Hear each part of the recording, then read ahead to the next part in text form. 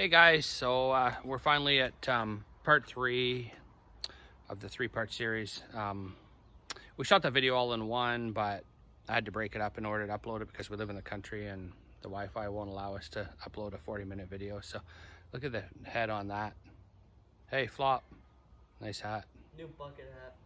Anyways, regardless, super stoked with the reception. Everybody, like I get all these inbox messages. They're like, the video was great. He's so awesome. And he's a really good dude. So thankful for that. Anyways, here's the third and last part of that 3-part series.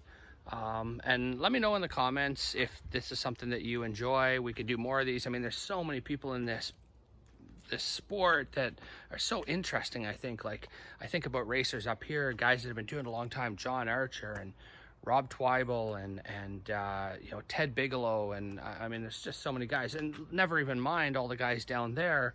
I would love to talk to Eric Kaiser and Danny Spears, and man, it's just I think it would be awesome. So anyways, let me know if you think that that's something you'd like to see more of. If that's the case, we'll definitely do more of. So anyways, here we go, part 3. At Farmerville. Tell you were hardcore. And he was like, absolutely, I'm in.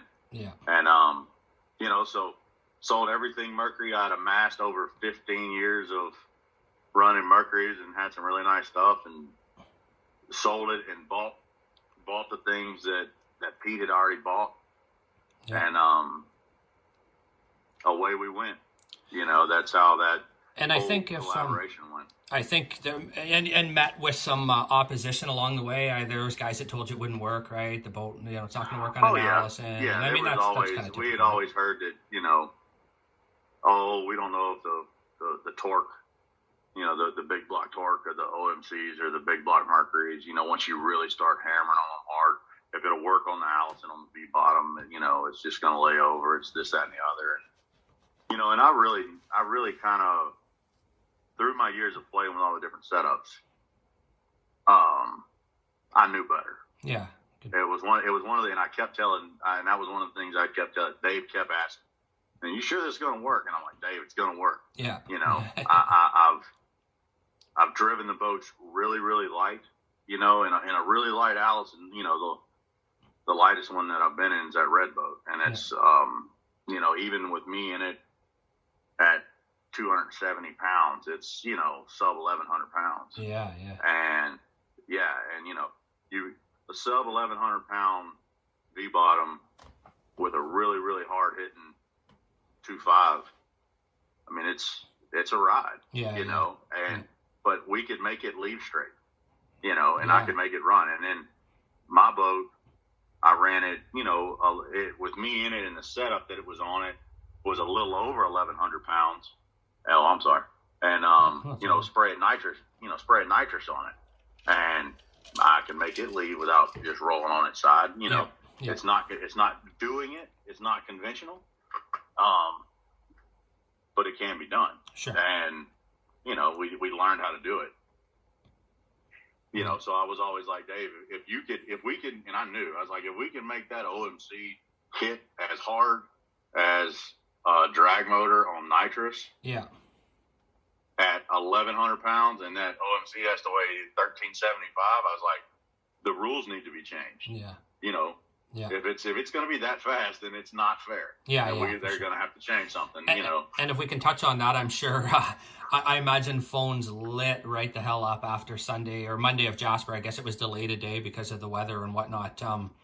And I know from the outside looking in, from me sitting back up here looking, I was kind of always of the mindset, because I've been around drag racing a long time and I understand max effort and I understand hard work, and I thought there's going to be crybabies and there's going to be ones that say, oh, it's not fair and the rules aren't right and yada yada.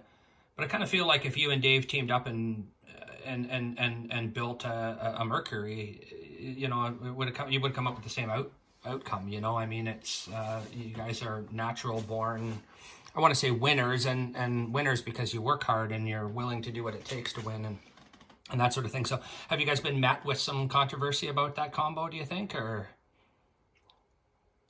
There's some talk, but at the end of the day, we had one good day. Yeah. And the combination, and that's the thing. And I understand the way the internet works.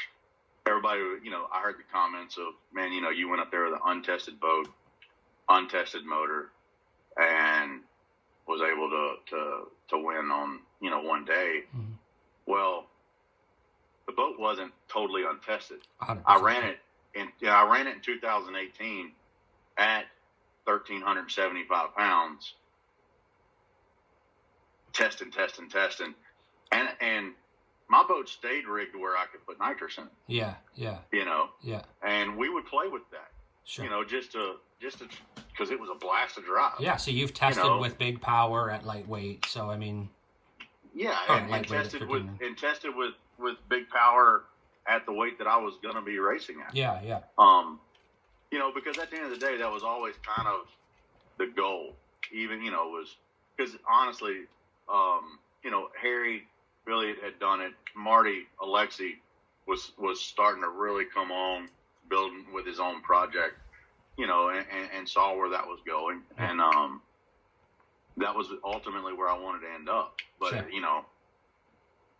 With the equipment that I had, the only way that I could really kind of try to get in front of it, forward thinking, was we'll just race it that weight, and then we'll test it a little bit with propellers and engine heights and where it wanted the weight and things like that, and just spray it with a little nitrous. And it somewhat worked. It helped. Now we got to Jasper and got thrown for some loops with some setup things that, by my own fault, I didn't check before we even left, and kind of threw me for some loops, and I had to kind of wing it while I was out there. Yeah, you worked through it. Saturday, I think you struggled a little bit. Well, not struggled. I mean, you did well, but not the same performance that you put on there on Monday, right? So. Oh yeah. Well, Saturday was a combination. It was an engine tuning combination. Basically what happened was, through the ECU, the EGTs have fuel correction in them. Well, when an EGT comes unplugged, it faults to 2,500 degrees, and when the ECU sees that, it floods it with fuel. Yeah. And I made my first pass. It ran well. When I got down to the end, I turned the boat around pretty hard, and when I did, the number 5 EGT K-plug pulled apart, came disconnected in the cowling. Yeah. And I didn't know it. Mm-hmm. So the next couple passes, it was throwing, 50. It was basically running on 5 cylinders. Sure. Yeah. I mean, not necessarily, but, not at peak performance. Yeah. And we figured that out, up in the pits, looking at data. And the boat went in the water about 10 pounds heavier the next day with zip ties, tape, and everything else, connector, so that wouldn't happen again. I could see. And Dave, and it was, all of this was new to me. It's the first time I've ever played with the standalone ECU and fuel management and ignition, and and Dave was telling me that on once we get a handle on everything and get some more time, what we'll do is, that stuff is generally just for the dyno. Mm-hmm. When he's on the dyno, he puts these correction factors in the fuel map.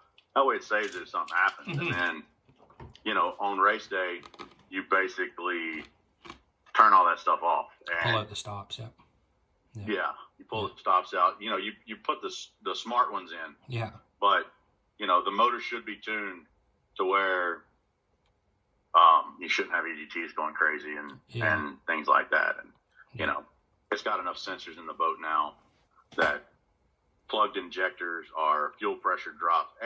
All of those type of problems have corrections built into them. Gotcha. Yeah. And those are the ones that can actually really hurt things and tear things up. Yeah. The EGTs, they're not going to just go hot if everything's if everything's tuned proper and functioning right. Yeah, it's going to be good. Yeah, so that's what happened there. Gotcha. And it's something we learned, and that was one of the problems we had to work through while we were there. Mm. The EGT studs that I had and probes with the really nice wires and everything that I had all built, didn't fit in the motor that he brought, and we didn't even think about it. Oh, yeah. So I had to overnight some, cable and connectors, and actually built that section of the harness in the parking lot. Yeah, that's why there were so many connectors in it, and yeah, raining and whatnot. So yeah, and so it was what it was, but you guys did amazing. And I'm getting so funny thing here. My Zoom account, because I don't actually have a paid account, tells me that it's running out of time really soon. It can only have 40 minutes, so we're closing up on that. But one thing I want to touch on then is I thank you for what you've talked about so far. And this season now, you're going to be out again soon. I know, again, you've got, your house underway and that sort of stuff. And yes, we're diligently trying to get a friend of mine, Mikey Kyle, bought a boat that has not made a debut yet at all. Yeah. It's got a Dave motor on it with some really cool stuff. Nice. And just life has happened, and we hadn't been able to finish it yet. And we're working on it. And we're going to try to get that boat ready to race in a couple weeks. Awesome. It's close, but it's also something that we've waited this long, we're not going to rush into. For sure. Yeah. I owe it to him. He bought this boat and has spent a pile of money on grounds of listening to his crazy friend go, man, we can make this work. Yeah. And so I owe it to him to once I can dedicate myself back to racing, sure, to get his program going. Awesome. And it's going to. We're coming up on that. Awesome. And then they're 100% both going to be in Monroe at the race that Mitch Lovely's putting on. Nice. Mitch and Matt, man, they always do a great job at putting on their race. And you were telling me about that one. I wish we could make it down to that, but they're not letting us over the border here just yet. But that sucks. But so they're. I don't think my boat will be in orange, and it's kind of hard to understand maybe for some people.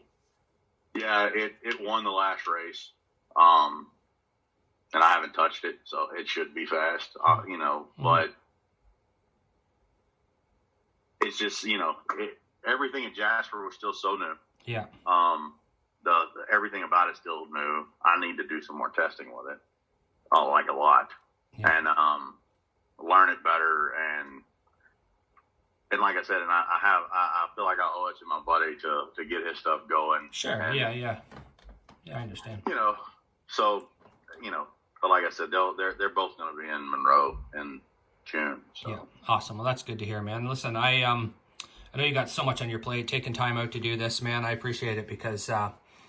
With all that you got going on with your house and your family and all that sort of stuff. So I really appreciate it. I thank you so much for that. I think we touched on some pretty cool stuff. Really, really hoping that we get, we get something open up and we can make it down to Jasper this year. That's the plan. And I'm going to bring you those butter tarts. Do you remember that conversation? Oh, yeah. You hear like a butter? What the hell is a damn butter tart? And it's funny. Most of my American friends never heard of a butter tart, but I was going to tell you when you have one, you're going to love it. So anyways, dude, thank you so much, man. I appreciate you. I appreciate your help with me all the time, taking my calls and whatnot. So, and I enjoyed doing this. It was super fun. Hopefully I can edit it and make it decent and get it out there. So that's awesome. Oh, yeah. Well, hey, man, if we need to do it again, let me know. I could talk about this stuff till I'm blue in the face. It kind of gives me a break from the real world. For sure, man. And awesome. Man. My phone's always there for a good boat conversation or questions or perfect anything like that. And I appreciate what you're doing with this, man. I wish I could be more involved in this side of it because I really do believe in it. I really believe it's kind of it has the potential to open up the sport to, even if it's 10 new people. Yeah. That's 10 people that it wouldn't have reached before. And, the more that we can do to help, the more that we can do to, just promote it a little bit. Because, for sure. Outboard drag, it's not for everybody. It's a lot of work. Yeah. It's not easy. No, it's badass. It's super fun. But it sure is fun. Yeah. I love it. Yeah, for sure, man. Awesome, dude. Again, I appreciate you. I got to cut this off because they're going to shut us off here soon. So thanks so much, Bret. Man, we'll chat real soon, okay? That'll work. Thanks, buddy. Talk soon. Okay, bud. Bye-bye. Bye.